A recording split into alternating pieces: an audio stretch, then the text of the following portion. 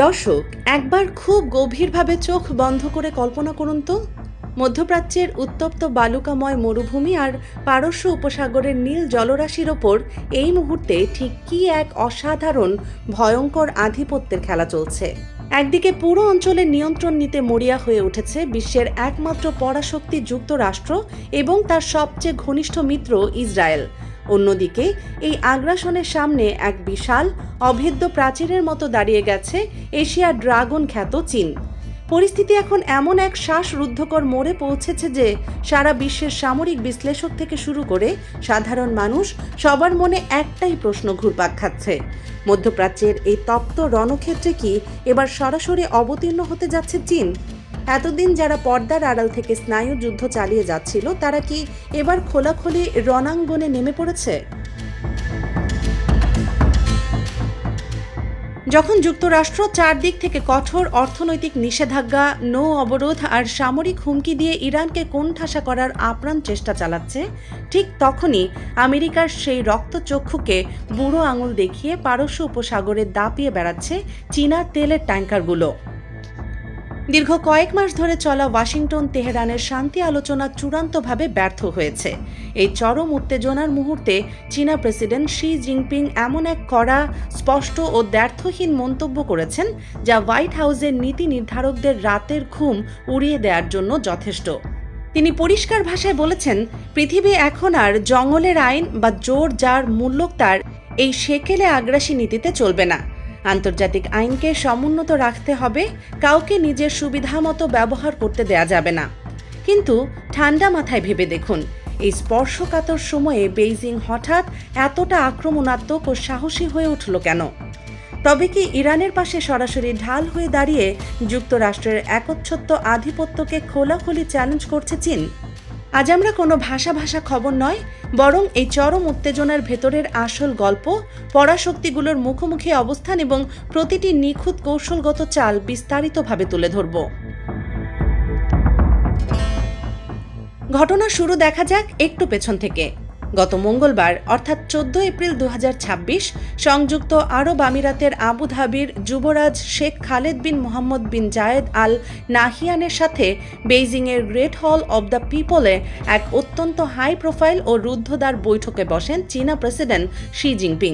এটি সাধারণ সৌজন্য সাক্ষাৎ ছিল না, বরং এটি ছিল আরব বিশ্বের প্রতি চীনের এক বড় কৌশলগত বার্তা।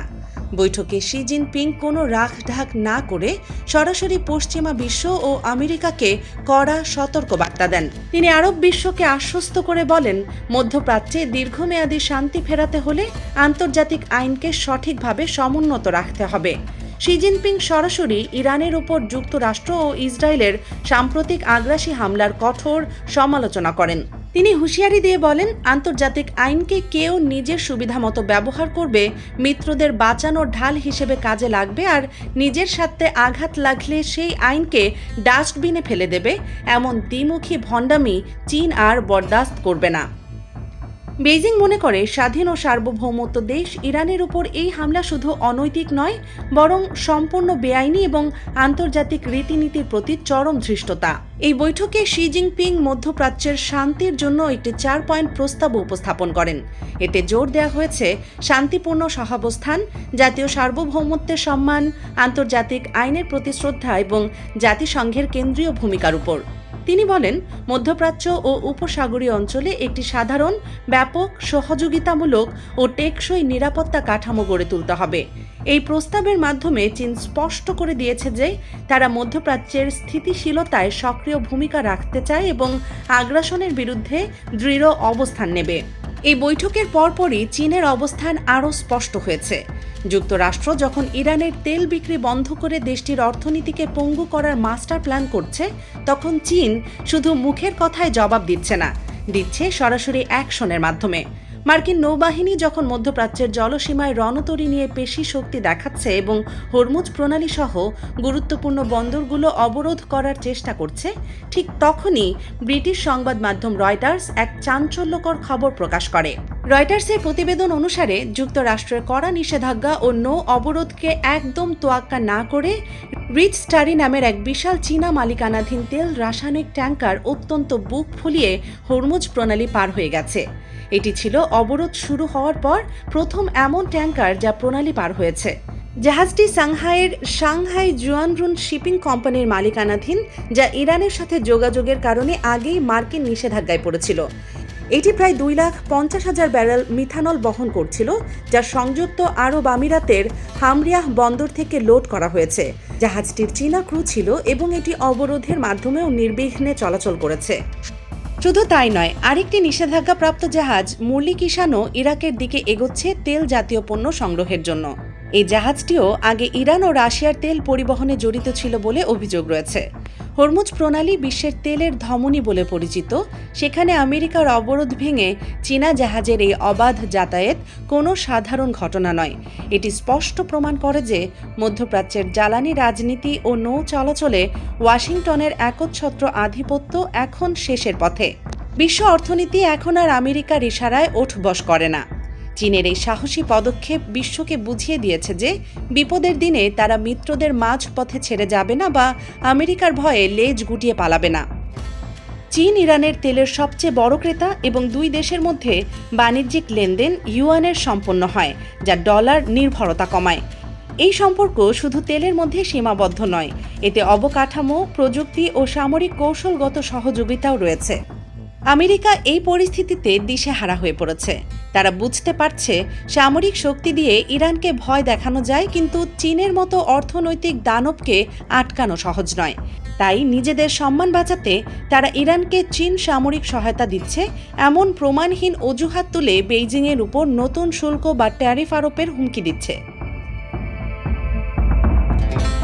জো বাইডেন প্রশাসনের পর ট্রাম্প প্রশাসনও এই লাইনে চাপ তৈরির চেষ্টা করছে, কিন্তু চীন এখন আর 20 বছর আগের চীন নয়।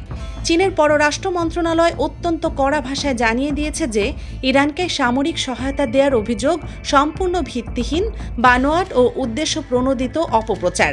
একই সঙ্গে তারা হুঁশিয়ারি দিয়েছে, যদি যুক্তরাষ্ট্র এই ভুয়া অজুহাতে চীনের উপর নতুন শুল্ক বা অর্থনৈতিক যুদ্ধ শুরু করে, তাহলে বেইজিং পাল্টা ব্যবস্থা নিতে এক মুহূর্ত দ্বিধা করবে না।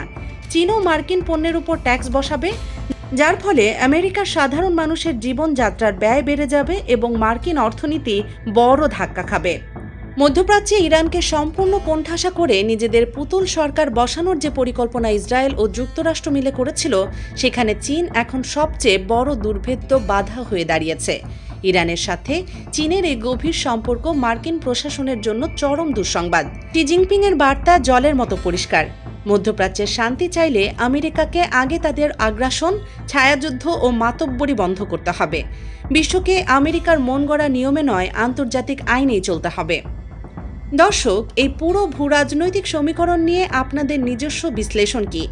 আমেরিকার নিষেধাজ্ঞাকে তোয়াক্কা না করে চীনের এই সাহসী পদক্ষেপ কি সত্যি মধ্যপ্রাচ্যে আমেরিকার দীর্ঘদিনের আধিপত্যের কফিনে শেষ পেরেক ঠুকে দিচ্ছে?